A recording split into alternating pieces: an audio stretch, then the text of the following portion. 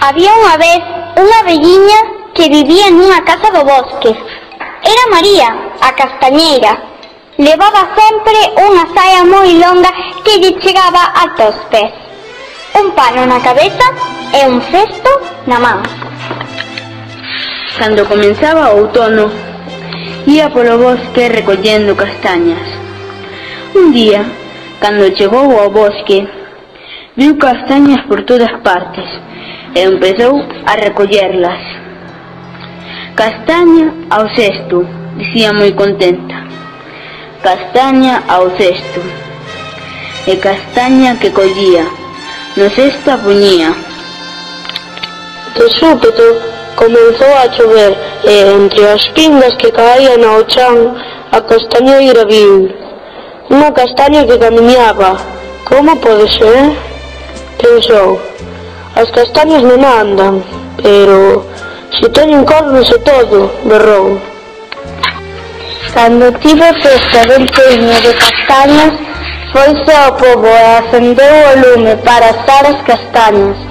Pero cando ia coller as castañas, ai, e as castañas, onde están? O cesto estaba completamente baleiro, non quedaba ningunha.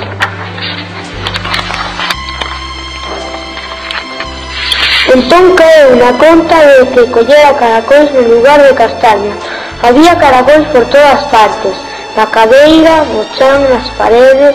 Voltou correndo ao bosque a buscar castañas, pero como faría para non volver a equivocarse? Pensou e pensou, ata que lembrou que a súa avoa lle cantaba unha canción sobre os caracóis. Como era? Un caracol debaixo dun botón. Non, así non. Un caracol comeu unha col. Non, así tampouco. Un caracol nun caixón. Non, así non. Un caracol rompeu o pantalón. Non, así tampouco. Ata que ao final lembrouse da canción. Caracol, col, col, saca os cornos ao sol, que a tua nai e o teu pai xa os sacaron. Cando rematou de cantala dixo, non sacas os cornos, pois entón castaña e a botada no cesto. Non sacas os cornos, pois entón castaña e outra cesto. Esta vez non se equivocou e voltou ao pobo co cesto cheo de castañas. Empezou a hacer as castañas e moi contenta púxose a berrar: castañas, castañas, ben asadas, ventiños castañas. Os nenos e nenas que saían do colexio foron colgando de todas as castañas e comeron.